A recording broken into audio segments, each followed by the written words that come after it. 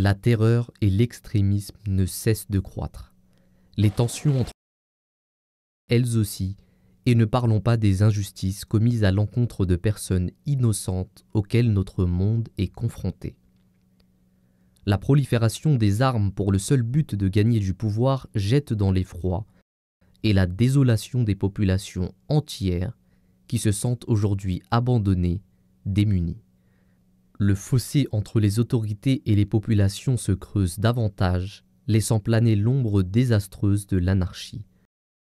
Hazrat Mirza Ghulam Ahmad est le Messie promis que toutes les religions attendent dans les derniers jours.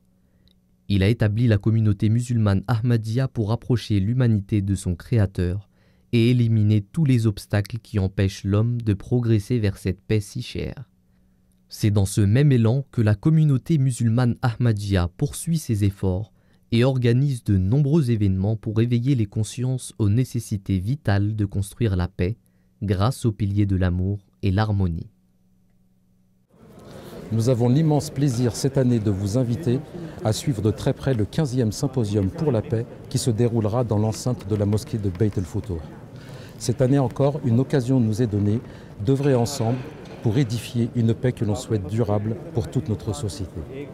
Tout au long de cet événement, nous aurons l'occasion d'entendre des parlementaires, des chefs religieux, des responsables de la sécurité nationale et locale, des universitaires s'exprimer sur le sujet ô combien important qu'est la paix. Mais surtout, pour l'ensemble de l'auditoire, ce sera l'occasion d'entendre le discours d'ouverture de notre bien-aimé 5e calife, Hazrat Mirza Masroor Ahmad, successeur du Messie promis, que la paix soit sur lui. L'événement de ce soir est tout entier dédié à la promotion des fondements de l'établissement d'une paix durable. Au nom de la communauté musulmane Ahmadiyya du Royaume-Uni, nous vous souhaitons la bienvenue au 15e Symposium national de la paix 2018, organisé dans la plus grande mosquée d'Europe occidentale.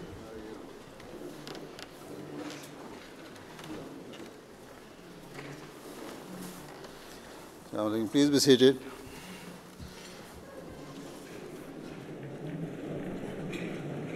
Assalamu alaikum. Ladies and gentlemen, may peace and blessings of God be upon you.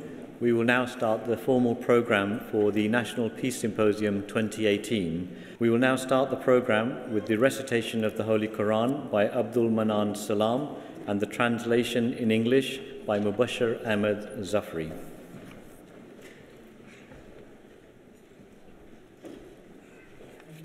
Assalamu alaikum.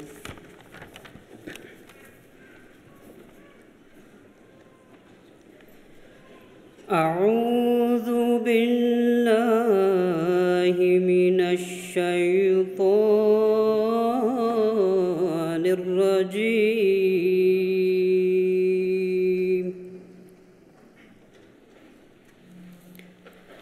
بسم الله الرحمن الرحيم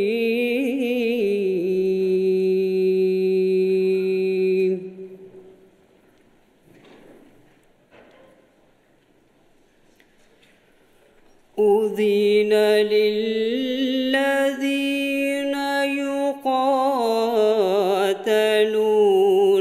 بأنهم ظلموا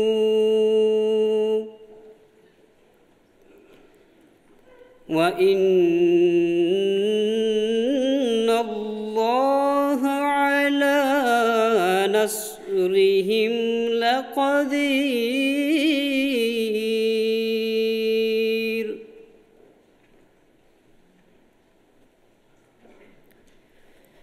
الذين أخرجوا من ديارهم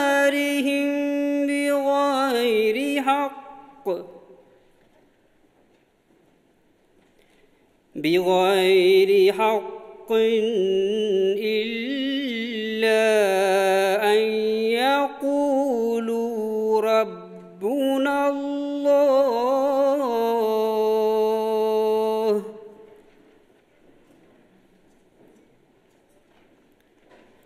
ولولا دفع الله الناس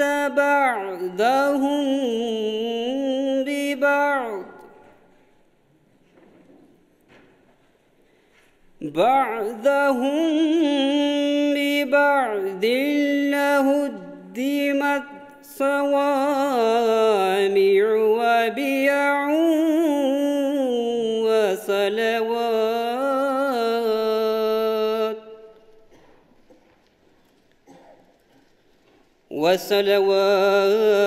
وصلوات ومساجد يذكر فيها اسم الله كثيرا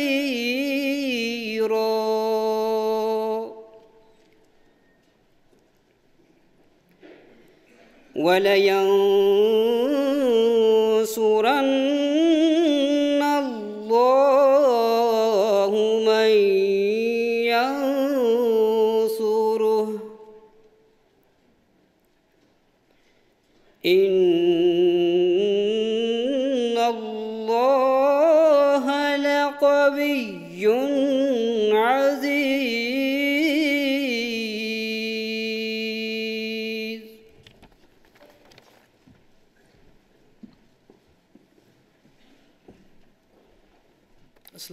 Assalamu alaikum wa rahmatullah wa barakatuhu. Que la paix et les bénédictions d'Allah soient sur vous tous.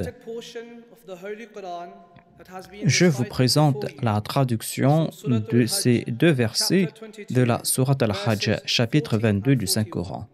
Il s'agit des versets 40 et 41. La traduction de ces versets est comme suit. Je cherche refuge auprès d'Allah contre Satan le rejeté. Au nom d'Allah, le gracieux, le miséricordieux. La permission de combattre est accordée à ceux contre qui la guerre est faite, parce qu'ils ont été injustement traités, et Allah a assurément le pouvoir de les aider.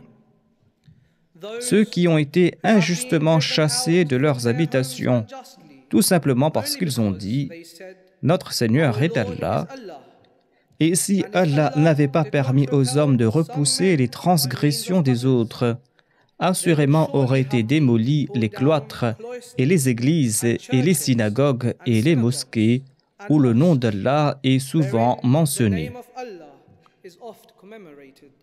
Et Allah aidera assurément celui qui l'aide. Allah est en vérité fort et puissant.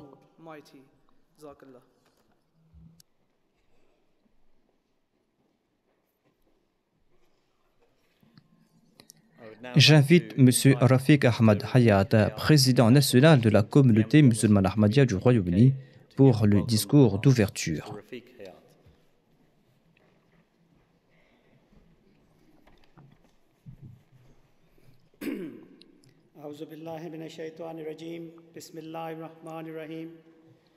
Bien-aimé calife, respectés membres du Parlement, mesdames et messieurs les maires, excellences, Lord, mesdames et messieurs, assalamu alaikum wa rahmatullah barakatuhu, que la paix et les bénédictions d'Allah soient sur vous tous. J'ai le grand honneur et le grand privilège de vous accueillir pour ce 15e symposium sur la paix, ayant pour thème les principes fondamentaux pour établir la paix. Les événements récents démontrent que l'humanité a besoin de paix. Au cours de l'année écoulée, vu les conflits au Moyen-Orient et les destructions d'habitations au Yémen, en Irak et en Syrie, et les abus de droits de l'homme dans le monde, tout cela a mis en exergue les défis auxquels nous sommes confrontés dans le monde. On a vu les images des enfants regardant leurs parents décédés, ces hôpitaux qui ont été bombardés, et des enfants qui sont en train de mourir de faim en raison des famines causées par la main de l'homme. Tout cela met en exergue la tragique situation du monde. On estime que 8,4 millions d'enfants ont été affectés par le conflit en Syrie et que 22 millions d'enfants ont besoin d'assistance humanitaire au Yémen. Des enfants innocents sont en train de souffrir tout simplement parce que leurs vies sont utilisées comme monnaie d'échange pour l'accumulation du pouvoir dans le monde. C'est sur leur visage que l'on constate la réalité de la guerre. la réalité de ce monde qui tolère le meurtre par les bombes ou par les balles ou par des contrats de billions de dollars. Aujourd'hui, plus qu'auparavant, nous devrons établir une paix durable, non seulement dans ces régions, mais aussi dans le monde entier. Ici, au Royaume-Uni, nous constatons les effets de l'extrémisme international à travers la radicalisation d'individus et la montée d'idéologies haineuses. La notion de nous contre eux sème les graines de la discorde au lieu des graines de l'unité. Notre message à tous ceux qui sèment la haine est clair. L'extrémisme et le terrorisme ne vont pas réussir. À travers l'unité et la cohésion, nous allons remporter la victoire sur l'extrémisme et le terrorisme. Je peux vous assurer que la communauté musulmane ahmadiyya ne cessera de promouvoir la paix dans le monde. Le fondateur de notre communauté, Mirza Ghulam Ahmad, que la paix soit sur lui, que nous acceptons comme le Messie promis, est venu avec cette mission claire qui est de ranimer les véritables préceptes de l'islam, de rejeter le concept du djihad violent et de rétablir le lien entre Dieu et l'homme. La communauté est établie dans plus de 207 pays dans le monde et nos œuvres sont inspirées par notre calife, Sa Sainteté Hadrat Mirza Masroor Ahmad. Nous sommes honorés qu'il soit présent ce soir et il va prononcer le discours principal de cet événement. Il a pris la parole dans différents parlements dans le monde, à Westminster, au Parlement européen et au Capitol Hill, entre autres. Sa Sainteté est un homme de paix. Il n'a cessé d'appeler les gens à faire preuve d'une plus grande justice à tout niveau de la société. Sous son sage leadership, la communauté musulmane ahmadiyya a lancé des campagnes globales en faveur de la paix qui est la quintessence même de l'islam et de toutes les religions. Je vous souhaite le bienvenu en cette soirée glaciale. Certains de nos invités du Nord n'ont pas pu faire le déplacement en raison de la neige. Je souhaite qu'aujourd'hui, nous pourrons tous travailler ensemble afin de transformer ces conflits en cohésion. Merci beaucoup.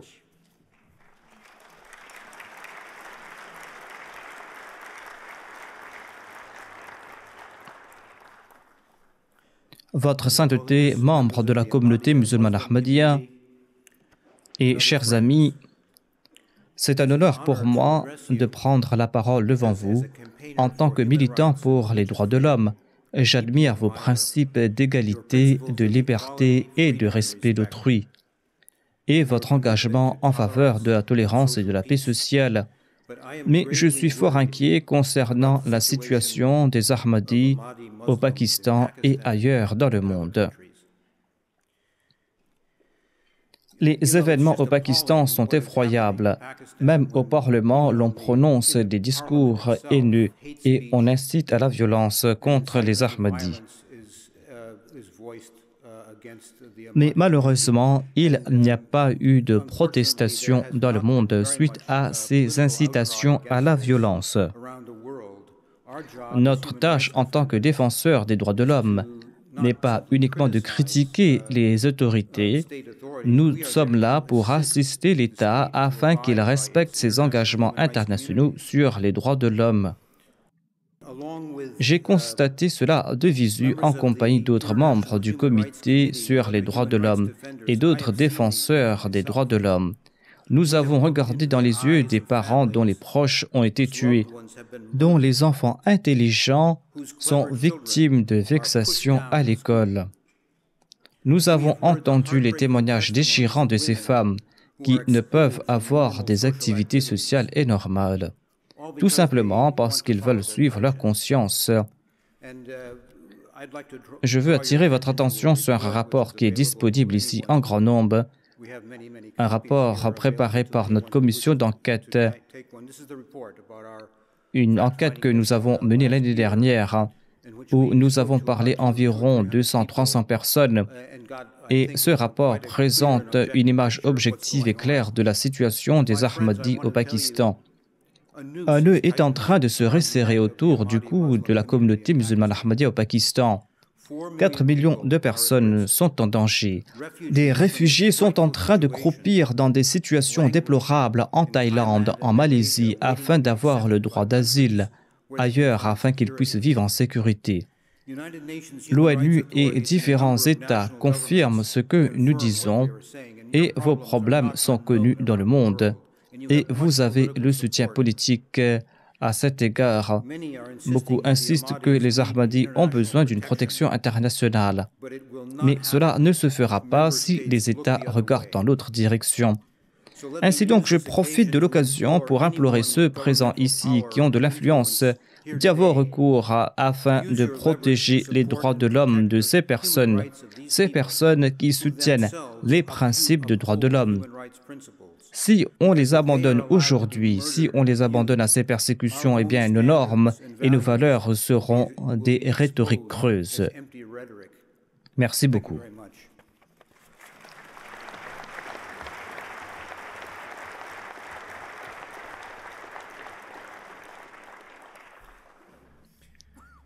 Votre Sainteté, Excellence, distingués invités, chers amis de la communauté musulmane Ahmadiyya, c'est un plaisir et un honneur pour moi de prendre la parole ici au nom de l'organisation Religion pour la paix Europe. Ce symposium que vous organisez tous les ans depuis 15 ans est une des réunions les plus importantes sur notre continent.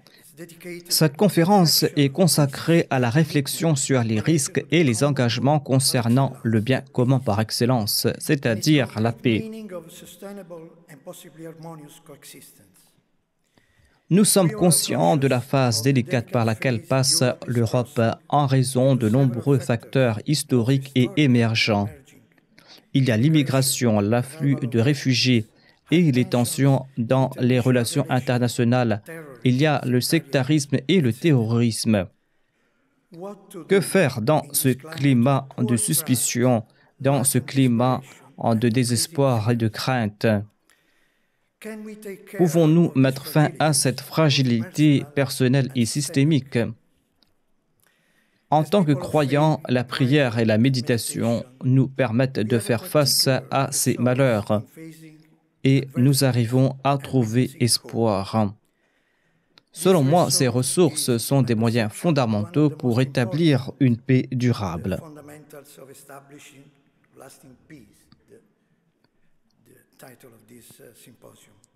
Notre engagement en faveur de la paix et de la justice sont des signes visibles de notre gratitude pour ce cadeau de la confiance que nous avons reçu. En dernier lieu, et non des moindres, je voudrais exprimer ma solidarité à tous les membres de la communauté musulmane Ahmadiyya qui sont victimes de persécutions commises par des extrémistes qui ne peuvent pas tolérer votre interprétation de l'islam et qui haïssent votre interprétation de l'islam, et cela en dépit de votre respect de la vie et de la non-violence. Nous serons toujours à vos côtés pour défendre la liberté d'expression. Merci, chers amis, merci pour ce témoignage ferme et authentique en faveur de la paix et de l'amour. Que Dieu vous bénisse, que Dieu bénisse notre amitié.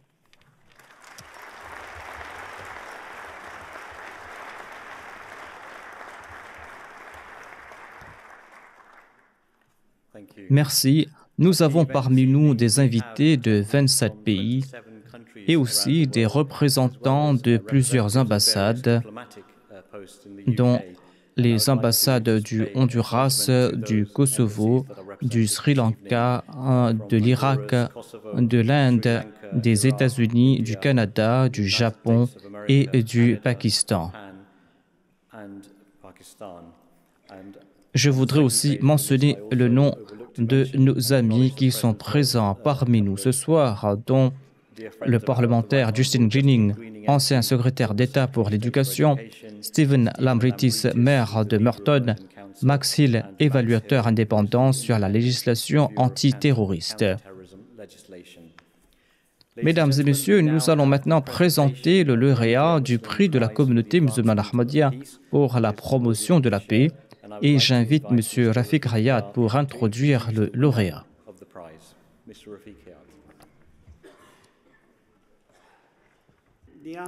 Le prix de la communauté musulmane Ahmadiyya pour la promotion de la paix est décerné à un individu ou une organisation pour ses services en faveur de la paix.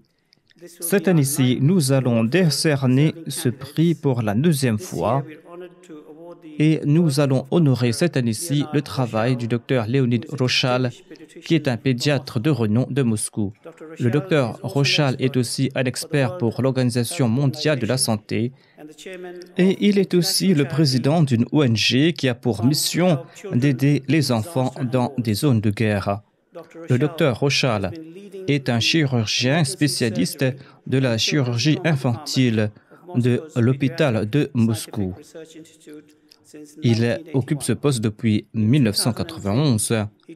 En 2003, il a pris en charge le département d'urgence de traumatologie, un département qui soigne 60 000 enfants tous les ans. Le docteur Rochal est en faveur des soins gratuits pour les enfants et son équipe a offert des soins dans le monde entier suite à des calamités naturelles et des conflits en Égypte, au Japon, en Géorgie, en Californie, en Inde, en Palestine, en Afghanistan et en Turquie, et dans des zones de combat en Roumanie, en Yougoslavie, en Géorgie, en Arménie, en Azerbaïdjan, en Israël et en Tchétchénie. Le docteur Rochal critique tous les États qui ont tenté de minimiser le nombre de victimes des conflits et il œuvre en faveur des droits de l'homme. Il est un professeur qui a avalisé 200 articles scientifiques et plusieurs ouvrages. Il est aussi le président de l'Association internationale de la médecine de catastrophe et il est membre de la Commission des droits de l'homme sous l'égide du président de la Fédération russe. Le docteur Rochal est titulaire de plusieurs décorations russes, dont l'Ordre du courage, le Russe de l'année et le Docteur du monde. Nous sommes honorés de lui conférer le prix de la communauté Ahmadiyya pour la promotion de la paix. Étant donné qu'il est occupé, il n'a pas pu être présent en personne ce soir, mais il a envoyé sa représentante, Madame Angelina, qui est venue de Moscou pour recevoir ce prix en son nom. Je demande à Sa Sainteté le Calife de bien vouloir lui remettre le prix.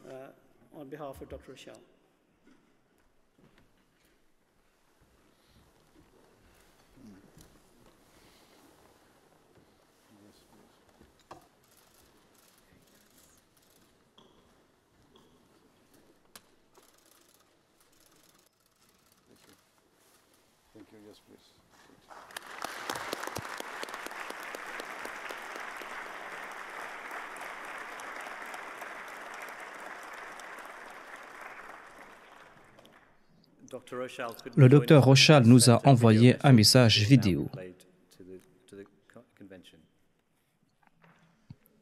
Mesdames et messieurs, je ne suis pas très jeune, mais je ne suis pas vieux non plus. Au fil des ans, j'ai réfléchi sur les différentes religions du monde, ainsi que leur impact sur la vie des hommes. Et la conclusion que j'ai tirée est qu'il n'y a pas de mauvaise religion. Toutes les religions sont bonnes.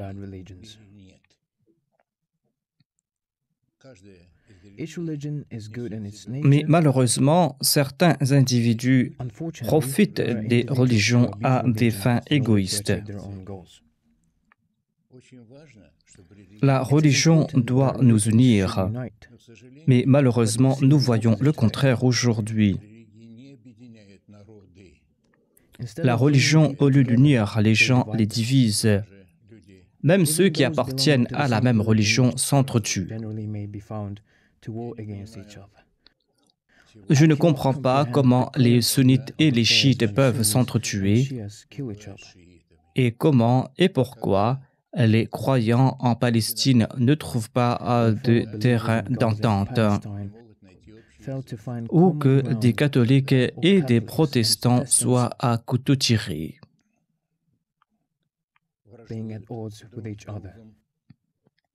Malheureusement, je pourrais citer une liste de ces tristes exemples. Les leaders religieux ont un impact dans le monde. On a besoin de paix dans le monde et il est nécessaire de faire le bien. Nous devrons éradiquer le mal. Nous devrons éliminer la haine qui a empoisonné les relations. Les religions doivent être bienveillantes et au lieu d'aliéner les gens, la religion doit favoriser la compréhension. Je vous souhaite la santé et la prospérité. Que Dieu soit avec vous.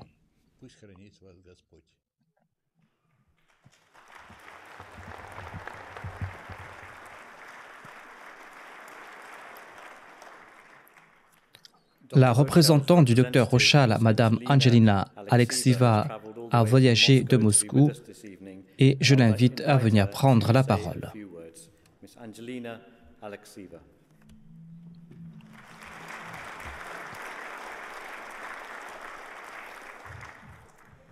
Votre Sainteté, membres de la communauté musulmane Ahmadiyya, Mesdames et Messieurs, malheureusement, le Dr Rochal n'a pas pu faire le déplacement pour cette cérémonie ce soir et il m'a demandé de vous présenter ses meilleurs vœux. Merci pour l'avoir décerné ce prix, le prix de la communauté musulmane Ahmadiyya pour la promotion de la paix. Le Dr Rochal a décidé d'offrir ce prix à un fonds de bienfaisance qui aide les enfants qui ont subi des traumatismes cérébraux et vertébraux.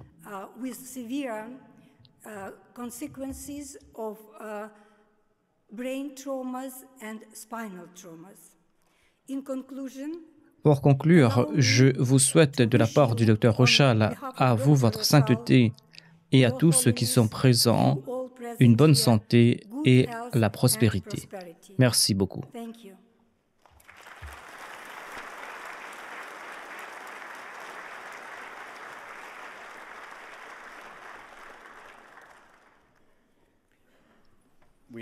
Nous allons maintenant écouter le discours principal de ce soir et j'ai le grand honneur d'inviter Sa Sainteté Hadrat Mirza Masroor Ahmad pour le discours principal de ce soir.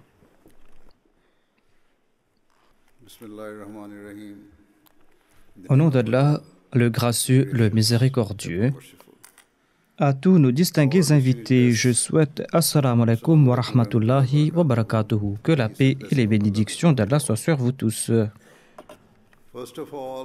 De prime abord, je tiens à remercier tous nos invités qui se sont joints à nous dans le cadre de notre symposium annuel sur la paix.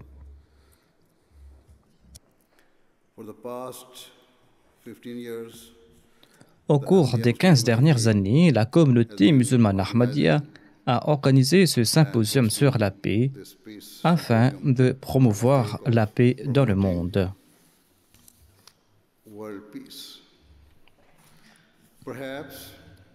Peut-être que certains d'entre vous pourraient remettre en question le fait que nous organisions cet événement chaque année, étant donné que la paix dans le monde, tant dans les pays musulmans et ailleurs, ne s'est pas améliorée au cours de cette période. Au contraire, la situation s'est détériorée. Une grande partie du monde a été secouée par la division croissante, la haine et l'injustice. La société s'est polarisée, des guerres ont eu lieu et les nations se sont menacées et les inégalités se sont intensifiées dans les pays en développement comme dans les pays développés. Compte tenu de cette situation, votre question est tout à fait valide. Cependant, notre foi nous oblige à tenter de pousser les gens dans toutes les parties du monde, riches ou pauvres, puissants ou opprimés, religieux ou irréligieux. Notre foi nous oblige à les pousser vers la paix et à les encourager à faire preuve de justice. Par conséquent, nous continuerons à jouer notre rôle en faisant en sorte que l'humanité comprenne son devoir, qui est de respecter et d'honorer les valeurs humaines fondamentales.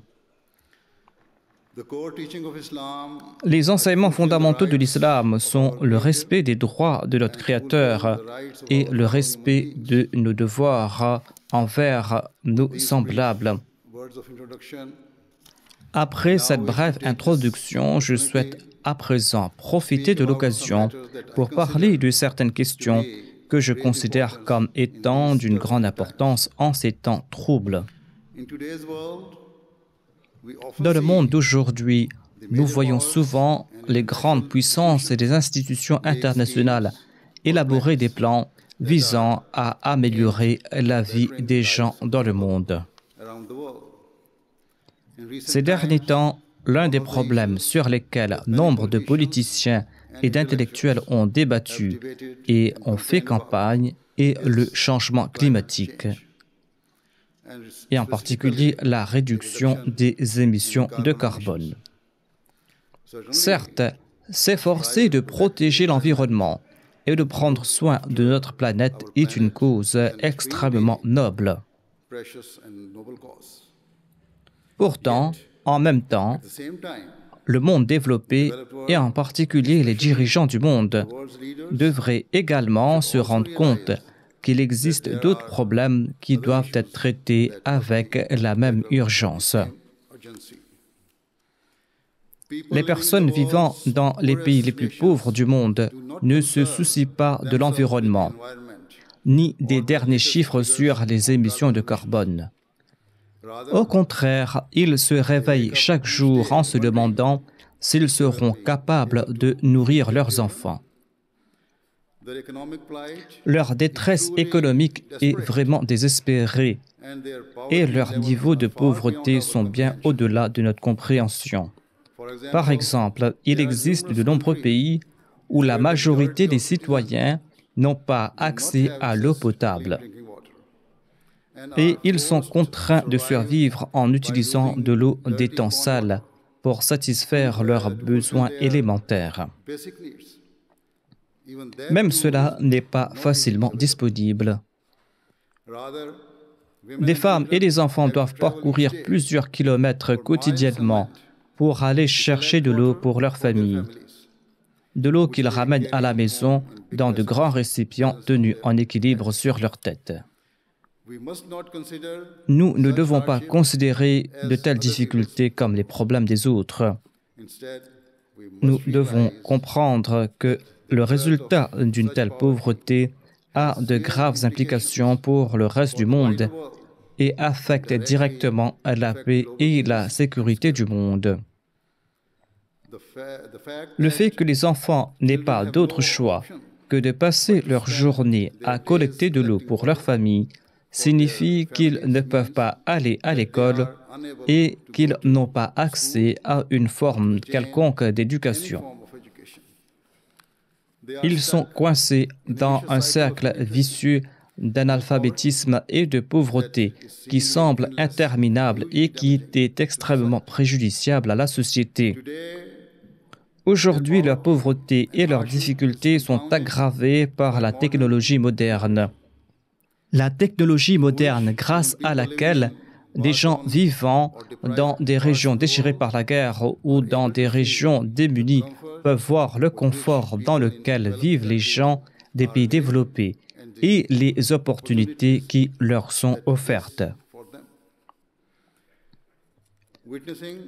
Cette grande disparité entre leur situation et celle des autres va cultiver une agitation supplémentaire parmi cette population locale et ces frustrations sont le terreau propice des extrémistes. Des extrémistes qui attirent les pauvres avec une récompense financière et qui leur promettent une vie meilleure pour leur famille. De même, le ciblage des jeunes analphabètes signifie que les extrémistes ont toute la liberté pour les radicaliser et leur faire subir un lavage de cerveau. Les extrémistes profitent du fait que les dirigeants de ces pays ont le plus souvent échoué dans leur devoir à l'égard de leur population. Il est regrettable que les classes dirigeantes dans les nations déchirées par la guerre ou défavorisées se préoccupent plus souvent de préserver leur mainmise sur leur pays et de préserver leur pouvoir au lieu d'aider à soulager les souffrances de leur peuple. En résultat, ceux qui ne possèdent rien méprisent leurs dirigeants corrompus et ils considèrent les grandes puissances de ce monde comme leurs ennemis. Tragiquement, nous sommes en train de constater les effets horribles de cela dans les pays musulmans.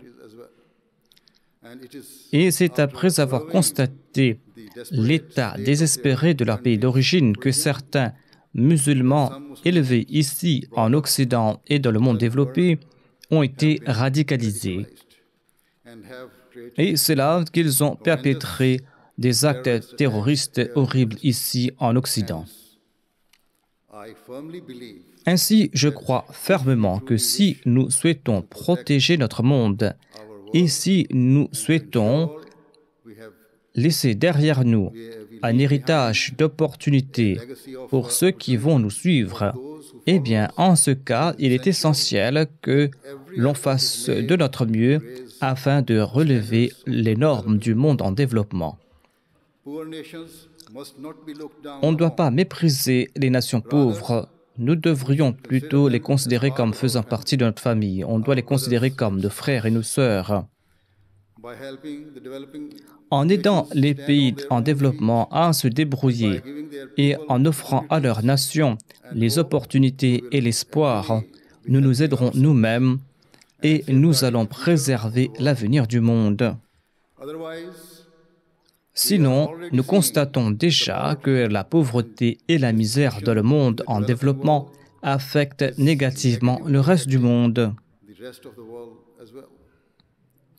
En outre, à la suite des récents attentats terroristes et de l'immigration généralisée en Occident, le nationalisme a connu une montée dangereuse dans de nombreux pays occidentaux, suscitant ainsi les craintes des jours sombres du passé. Il est particulièrement troublant que les groupes d'extrême droite se fassent de plus en plus entendre, des groupes extrémistes qui ont augmenté leur nombre et qui ont eu des gains politiques. Eux aussi sont des extrémistes qui cherchent à empoisonner la société occidentale en incitant les masses contre ceux qui ont une couleur de peau différente ou qui ont des croyances différentes. En outre, la rhétorique de certains dirigeants puissants de ce monde est devenue de plus en plus nationaliste et belliqueuse. Ces dirigeants se sont engagés à placer les droits de leurs propres citoyens au-dessus de tous les autres. Je ne conteste pas le fait qu'il incombe au gouvernement et aux dirigeants de veiller sur leur propre peuple et de protéger leurs intérêts. Certes, tant que les dirigeants agissent avec justice, tant qu'ils ne portent pas atteinte aux droits des autres, les tentatives pour améliorer la vie de leurs citoyens sont une grande vertu. Cependant, les politiques qui sont basées sur l'égoïsme, sur la cupidité, sur la volonté de renier aux autres leurs droits, eh bien, ces politiques sont fausses et sèment la discorde et la division dans le monde. Passons à autre chose maintenant. Je voudrais évoquer le commerce international des armes.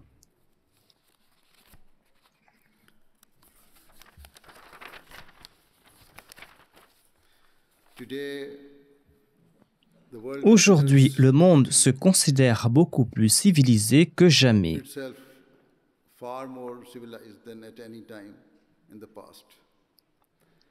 Mais en 2018, on est en train de détruire certains pays, on est en train de les anéantir par des armes que l'on doit être qualifiées d'inhumaines.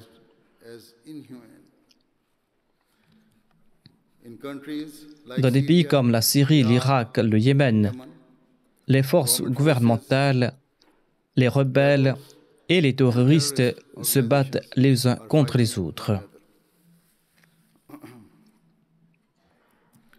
Malgré leurs intérêts divergents, ils ont tous un point en commun. La grande majorité de leurs armes ont été produites à l'extérieur dans le monde développé. Très ouvertement et fièrement, les grandes puissances sont en train de vendre des armes qui sont utilisées pour tuer, pour mutiler et pour brutaliser des innocents. Malheureusement, ces nations se concentrent uniquement sur les tentatives visant à stimuler leur économie et à maximiser la capitale de leur nation. Et ils ne s'arrêtent pas pour réfléchir sur les conséquences de leurs actes. Ils cherchent désespérément à obtenir les plus gros contrats possibles afin de vendre des armes destructrices qui, une fois lancées, ne font aucune distinction entre les innocents et les coupables. Ils vendent fièrement des armes qui ne font aucune exception pour les enfants, les femmes et les infirmes. Ils vendent sans vergogne des armes qui engloutissent et anéantissent des villes entières et des cités entières sans discernement. Certes, les économies des pays vendeurs peuvent bénéficier à court terme de ce commerce, mais leurs mains sont couvertes de sang de ces centaines de milliers d'innocents. D'innombrables enfants voient leurs parents être tués de la façon la plus inhumaine. Et tout ce qu'ils peuvent faire, c'est de se demander pourquoi leurs parents leur ont été enlevés. Des milliers de femmes sont laissées veuves, désespérées et vulnérables. Quel bien peut-on tirer de cette dévastation? Tout ce que je vois, c'est cette génération d'enfants poussés dans les bras de ceux qui cherchent à détruire la paix du monde. Quand un enfant, quand un adolescent voit ses parents lui être enlevés, et cela de la manière la plus barbare, qui peut les blâmer d'avoir réagi? J'ai déjà mentionné le fait que les extrémistes ciblent ceux qui sont plongés dans la pauvreté et qu'ils ciblent aussi les enfants ou les jeunes qui ont été brutalisés par la guerre. Ils recrutent de tels jeunes en sachant que leurs esprits ne sont pas encore mûrs et qu'ils sont faciles à manipuler pour chercher une vengeance sanglante à travers le terrorisme. Au lieu de partir à l'école, au lieu de s'instruire pour devenir des citoyens honnêtes et respectueux de la loi, la seule éducation que reçoivent cette génération d'enfants est de savoir comment maîtriser les grenades et les lance-roquettes et comment mener des attentats suicides, comment commettre des massacres dans le monde. En outre, certains pays s'impliquent inutilement dans des conflits qui se déroulent à des milliers de kilomètres en déployant leurs propres soldats ou en bombardant des terres étrangères par des frappes aériennes. Dans de nombreux cas, il semble que le monde n'a rien appris de ses erreurs du passé.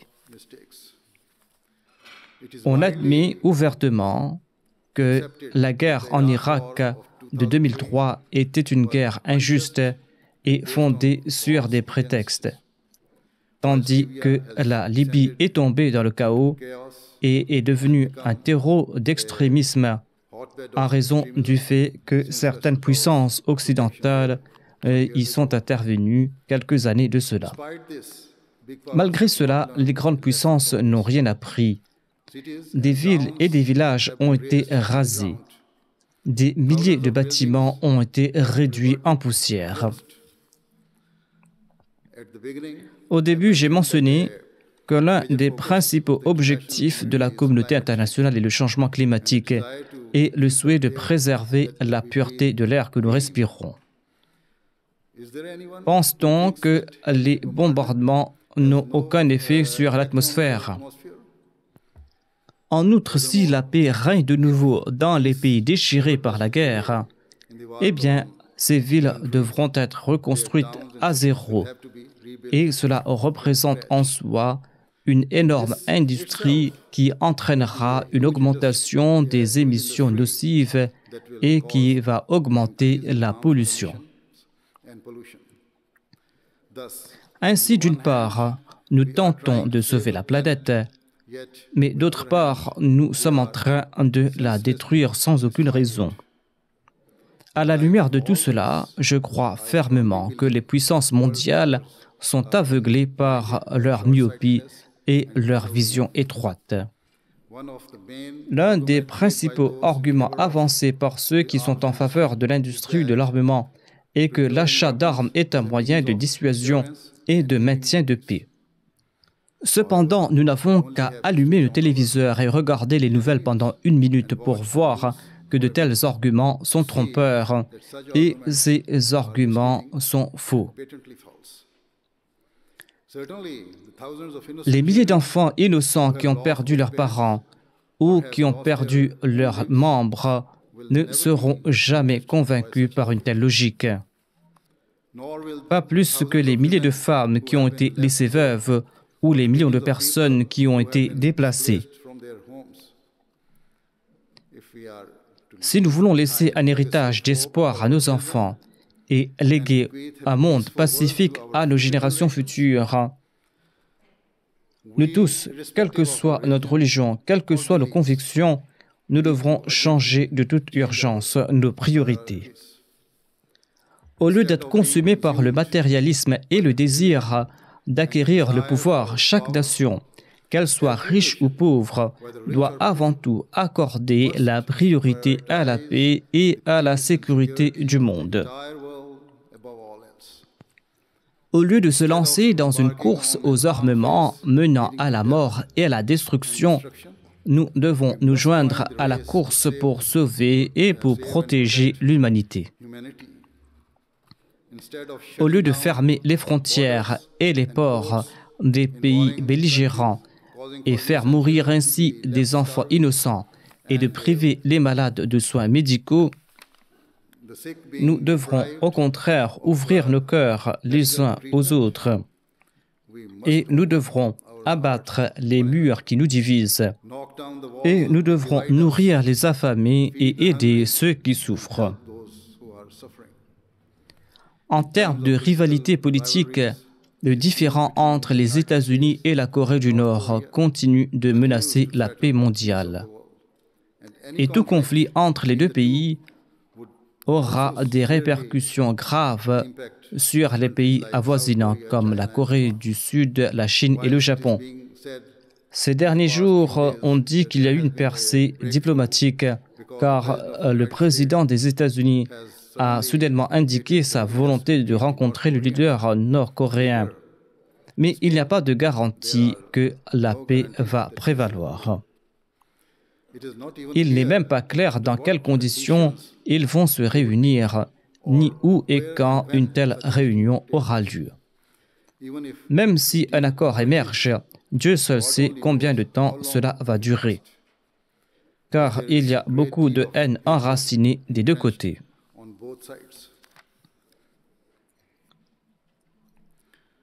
L'accord sur le nucléaire iranien de quelques années est un exemple typique.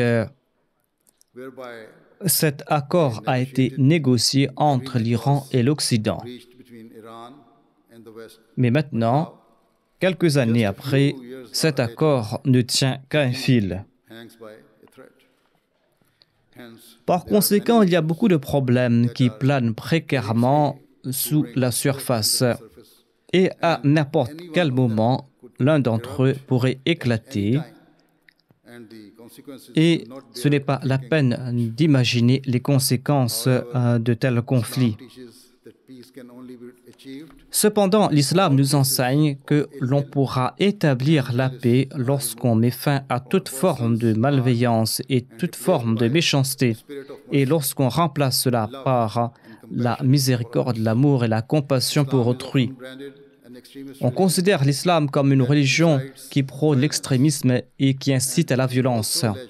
On dit aussi souvent que nombre de musulmans ne sont pas loyaux envers leur pays et qui cherchent à répandre le chaos dans la société. Cependant, je considère que de telles allégations sont fausses et injustes. Même si les soi-disant terroristes musulmans prétendent agir au nom de l'islam, je ne crois pas que nous assistons à une guerre religieuse. Au contraire, les guerres en cours et les atrocités commises ne sont que pour des gains géopolitiques. Les soi-disant terroristes djihadistes et les religieux extrémistes ne servent qu'à ternir le nom de l'islam et à saper les efforts de la grande majorité des musulmans qui sont des citoyens pacifiques et des citoyens respectueux des lois. Incontestablement, dès le départ, l'islam a rejeté toutes les formes d'extrémisme. Et les versets du Saint-Coran qui ont été cités plus tôt ce soir en fournissent la preuve évidente. Ces versets nous disent que les premières guerres en islam ont été menées dans le but de protéger toutes les religions et de préserver le principe sacré de la liberté de croyance. Les versets mentionnent catégoriquement les églises, les synagogues, les temples et les mosquées qui doivent être protégés.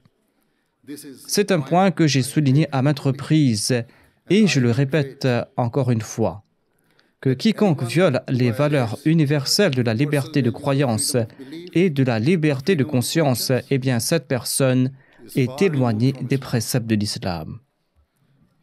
Même dans les médias occidentaux, d'aucuns acceptent cela. Et je félicite ces personnes qui ont défendu la vérité et la justice. À titre d'exemple, dans un éditorial dans le journal The Guardian, l'auteur écrit que le terrorisme musulman n'a jamais été afin de promouvoir l'islam, et il en est de même aujourd'hui. Ces actes de terrorisme concernaient toujours des droits territoriaux, l'expropriation de ressources naturelles et les économies et les politiques monétaires globales qui ont laissé des populations entières dans les pays musulmans dans la misère et le dénuement. Ces mots décrivent fidèlement la réalité du terrorisme mené par ces prétendus musulmans. En outre, dans une tribune publiée dans un journal national, le journaliste Peter Orban a fourni des preuves convaincantes qu'un nombre important de musulmans se radicalisent à la suite de l'ingérence de certaines agences de renseignement occidentales. À cet égard, le journaliste cite un ancien officier du renseignement britannique qui dit « Il est injuste que les services de police nationaux mettent tout en œuvre pour protéger nos sociétés en luttant contre le terrorisme, alors que d'autres éléments de nos services de sécurité et les services de sécurité américains ont armé et entraîné des djihadistes et ont comploté dans le terrorisme. » Dans un article publié par le Boston Globe, le professeur Jeffrey Sachs, directeur du Centre pour le développement durable de l'Université de Columbie, déclare « La CIA a renversé le gouvernement au Moyen-Orient en de nombreuses occasions. Les experts des médias avaient tendance à négliger le rôle des États-Unis dans cette instabilité. En évoquant les solutions pacifiques multilatérales au conflit de ce bas monde, le professeur Sachs écrit que les États-Unis devraient immédiatement mettre fin à leur combat au Moyen-Orient et se tourner vers la diplomatie en passant par l'ONU, afin qu'on puisse établir de vraies solutions et la sécurité. Il y a beaucoup d'autres éditoriaux publiés ces derniers temps par des non-musulmans qui justifient le fait que ces groupes terroristes tels que Daesh n'auraient pas pu prospérer sans un soutien externe. Je ne dis pas qu'il est toujours mauvais d'intervenir, mais toute action doit être juste et proportionnée et l'intérêt personnel doit être mis de côté. Dans le verset 10 du chapitre 49 du Saint-Coran, il est dit que l'objectif de toute intervention devrait toujours être d'établir une paix durable. Et ce verset enjoint aux musulmans d'être justes envers leurs adversaires. Ainsi, lorsque l'islam donna la permission en dernier recours aux premiers musulmans de mener une guerre défensive, l'islam leur donna aussi l'ordre de satisfaire les exigences de la justice et de ne pas se laisser influencer par des intérêts personnels et de transgresser ces règles une fois la paix établie. Ce principe profond est tout à fait bénéfique aujourd'hui, tant pour les musulmans que pour les non-musulmans.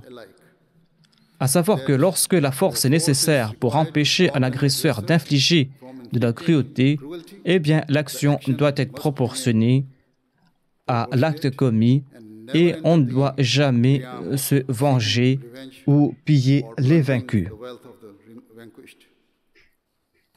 Une fois que l'agresseur revient à la paix, on ne doit pas le priver de ses droits et on ne doit pas profiter de leur situation. Tout au long de sa vie, le saint prophète de l'islam a cherché à rassembler les gens dans la paix et il était toujours prêt à abandonner ses propres droits en faveur des autres. Beaucoup d'écrivains et d'universitaires non musulmans qui ont soigneusement étudié l'islam attestent que le saint prophète Mohammed lui a toujours cherché à unir les communautés et à défendre la liberté de culte et de croyance. À titre d'exemple, Peter Frankopan, un chercheur de l'université d'Oxford, a évoqué le saint prophète lui dans son ouvrage « Les routes de la soie ». Il explique comment le saint prophète Mohammed lui a tenté d'établir l'harmonie et le dialogue interreligieux et comment il a travaillé avec les communautés chrétiennes et juives de l'époque.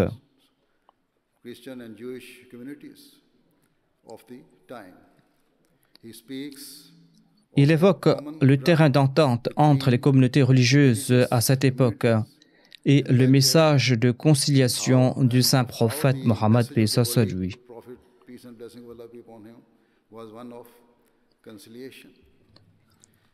L'auteur évoque la période quand le saint prophète de l'islam a été nommé le chef administratif de la ville de Médine.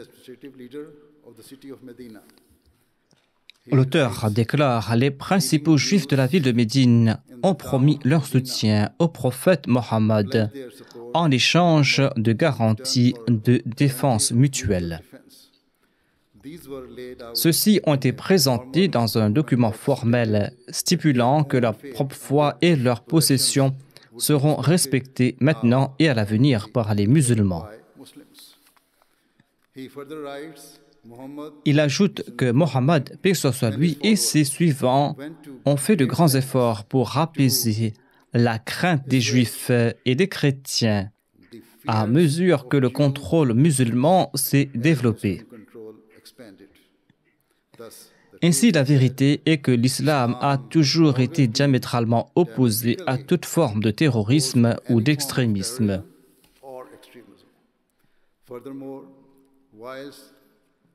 Bien que j'accepte que les actes malséants de certains musulmans ont endommagé la société, je ne crois pas que les musulmans sont les seuls responsables de cette volatilité dans le monde aujourd'hui. De nombreux commentateurs et experts affirment ouvertement que certains pouvoirs et certains groupes non musulmans ont joué un grand rôle dans la lutte contre la paix et la cohésion sociale. Il suffit d'ajouter que c'est le moment où l'humanité s'éloigne de la notion que seuls les musulmans sont responsables des problèmes dans le monde. En outre, il est également grand temps qu'au lieu d'accorder priorité à l'avancement de leur parti politique ou de leur gouvernement, nos dirigeants doivent accorder priorité à la paix et à la prospérité future de l'humanité. C'est la manière d'apporter une vraie paix dans le monde. À un niveau international beaucoup plus large, nous devons reconnaître le fait que l'usage de la force entraîne rarement des avantages à long terme. Ainsi, lorsqu'ils traitent avec la Corée du Nord, l'Iran ou n'importe quel autre pays, les grandes puissances du monde doivent procéder avec prudence et sagesse et s'efforcer d'écouter les préoccupations de chaque partie concernée. Comme l'a mentionné un chroniqueur que j'ai cité, les grandes puissances doivent accorder priorité à la diplomatie et à une désescalade des tensions. Ils doivent s'efforcer de négocier des accords de paix et des accords qui ne sont pas biaisés en faveur d'une partie, mais des accords qui répondent aux préoccupations de toutes les parties. De plus, une fois la paix atteinte, nous devrions abandonner toute inimitié ou toute haine passée et nous devrons avancer ensemble dans un esprit de respect mutuel et de considération mutuelle. Je suis fermement convaincu que le plus grand exemple de pardon, de bienveillance et de miséricorde dans l'histoire de l'humanité est l'exemple béni du fondateur de l'islam, le saint prophète Mohammed, paix soit lui. Pendant 13 ans, lui et ses disciples ont été soumis à la persécution la plus brutale et ils ont été chassés de leur maison et ils ont été contraints à l'exil et ils ont été forcés de quitter leur ville natale, la Mecque.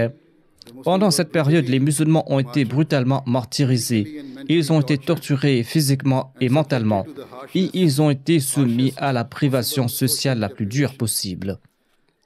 Les musulmans ont été forcés de s'allonger directement sur des charbons ardents pendant de longues périodes. Les femmes musulmanes ont été écartelées entre des chameaux et on les a déchirées littéralement en deux parties. Pourtant, lorsque le saint prophète Mohammed paix soit lui est revenu victorieusement à la Mecque, il n'a pas pris une seule goutte de sang pour se venger. Il a suivi l'ordre d'Allah le Tout-Puissant et il a proclamé que tous ses persécuteurs et tous ceux qui étaient hostiles à l'islam seront immédiatement pardonnés. Et il a déclaré que sous l'état de l'islam, tous seront libres de pratiquer leur religion et leurs croyances et ils pourront le faire sans aucune peur. Sa seule condition était que chaque membre de la société doit être attaché à la paix. Il a enseigné que tout le monde, peu importe son caste, sa croyance ou sa couleur, devra être protégé. Les droits de chacun doivent être protégés et tout le monde doit être traité avec respect.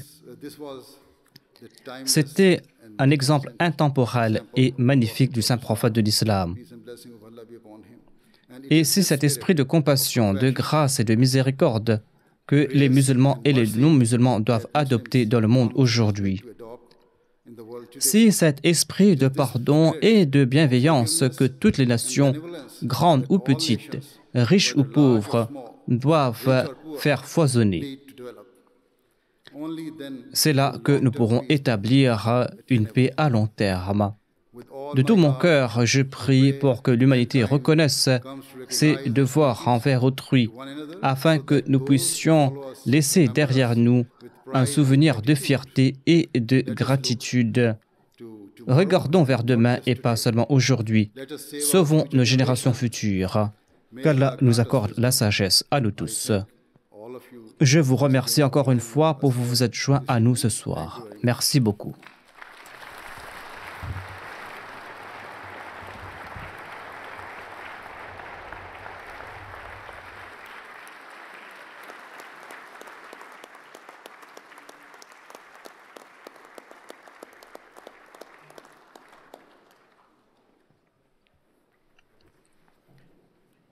Nous sommes arrivés à la fin de notre programme ce soir. Avant de prendre le dîner, le calife dirigera une prière silencieuse. Nous prions en levant nos mains. Vous pouvez le faire à la manière de votre choix. Please, silent prayer.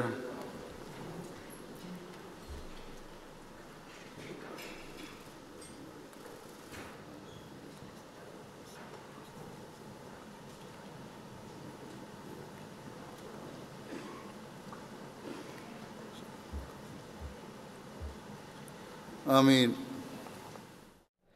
La communauté musulmane Ahmadiyya a fait énormément de travail pour renforcer la compréhension interconfessionnelle, améliorer les relations communautaires. Donc c'est toujours un plaisir de venir ici. Je ne suis pas sûr du nombre de fois que j'assiste à cet événement, mais je dirais plusieurs fois. C'est quelque chose de très historique et magnifiquement soutenu par la communauté elle-même. C'est toujours un plaisir d'entendre ce que Sa Sainteté a à dire. L'événement est magnifique et je n'ai qu'un souhait, c'est que ce type d'événement puisse s'étendre et qu'il puisse avoir lieu dans de maximum de pays. C'est un message de paix, d'amour, de bienveillance, voilà, que j'espère qu'il va s'étendre sur la planète entière. Voilà. Je suis vraiment impressionné. Tout d'abord, je suis impressionné par la variété de personnes qui se sont rassemblées ici. Aujourd'hui, pour parler de paix, j'ai vu des gens venus de partout dans le monde, du Portugal, j'ai vu des gens d'Italie, de partout, et c'est impressionnant. Ça me donne une certaine impression que le calife est un homme très influent en ce qui concerne la religion mondiale. J'ai été vraiment surpris en fait du discours de Huzur qui parlait beaucoup en fait de politique et qui a pour un leader religieux qui terminait à la fin par les parties en fait de la vie du prophète Muhammad qui avait rapport à la persécution de la communauté primitive des musulmans pendant que le prophète était à Médine et son retour à la Mecque. Nous avons un énorme problème dans notre monde actuel où la paix du monde est aujourd'hui menacée. Dans de nombreux domaines, nous connaissons la guerre choquante en Syrie, l'énorme crise des enfants qui s'ouvre au Yémen, nous connaissons les conflits qui perdurent en Afghanistan et en Irak, et il y a beaucoup d'autres conflits au Soudan, il y a une longue liste. Et nous avons vu les tensions dans la péninsule coréenne entre le nord et le sud de la Corée. Nous voyons les frontières du Myanmar, nous voyons les récentes tensions avec la Russie. Dans ce genre de monde, nous devons avoir des leaders religieux et des religieux qui se rassemblent dans ce type de cadre pour la paix et de son importance. Et c'est toujours un immense honneur d'écouter Sa Sainteté qui a une telle clarté dans ses pensées sur ces problèmes. Le symposium a imposé quelque chose de vrai, un sentiment, pour une fois c'est un symposium où lorsqu'on entend le calife, on entend un parler vrai. On entend quelqu'un qui nous donne un cours de géopolitique, les 3/4 de son discours, qui nous apprend des choses et qui parle comme quelqu'un qui connaît le monde et simplement à la fin il parle de la religion. Et ce qui est très très rare chez un homme religieux, chez un maître de pensée religieuse. Donc au début, lorsqu'il parle au niveau du développement durable aussi, il a parlé du développement durable, il a parlé aussi de l'eau et de l'éducation, donc ça change énormément des discours. On voit que c'est quelqu'un et on voit que tout le groupe qui est ici sont des gens qui travaillent sur quelque chose de réel. J'aime le message que Sa Sainteté a donné et je pense qu'il devrait y avoir plus de gens dans le monde comme lui, faisant ce qu'il fait, répandant le message de paix et d'amour. Comme vous l'avez dit, il y a des chefs et des chefs d'État qui ne le font pas. Ils refusent de faire ce qu'il fait. Il faut beaucoup de courage pour que quelqu'un comme lui se lève, s'adresse aux diplomates et aux gens importants du monde dans cette salle, s'adresser aux différents médias sur le message de paix et certaines des choses dont il a dit aujourd'hui qui doivent être répétées encore et encore et encore et encore afin que cela puisse atteindre de plus en plus d'oreilles. Ce message doit être retransmis à la télévision nationale du monde entier. Moi, je trouve que ce qu'il a dit, c'était vraiment très accurate. Oui, il a une vue très, accurate sur ce qui se passe dans le monde. C'est pas quelqu'un qui vit dans un tour n'importe où. Non, non, c'est vraiment quelqu'un qui est avec les deux pieds dans le monde. L'importance des événements liés à la paix est cruciale car elle fournit ce que la normalité devrait être. Tristement, l'état naturel de l'homme est le conflit et nous avons des conflits à travers le monde. On peut les commenter, on peut les regarder, on peut s'y opposer verbalement. Tout cela pour dire simplement que nous parlons tous de conflits. Il est donc crucial qu'il y ait des symposiums et des conférences nationales comme celle-ci que les Ahmadis ont relayées, avec sa sainteté qui parle purement et simplement de la paix et de l'importance de la paix.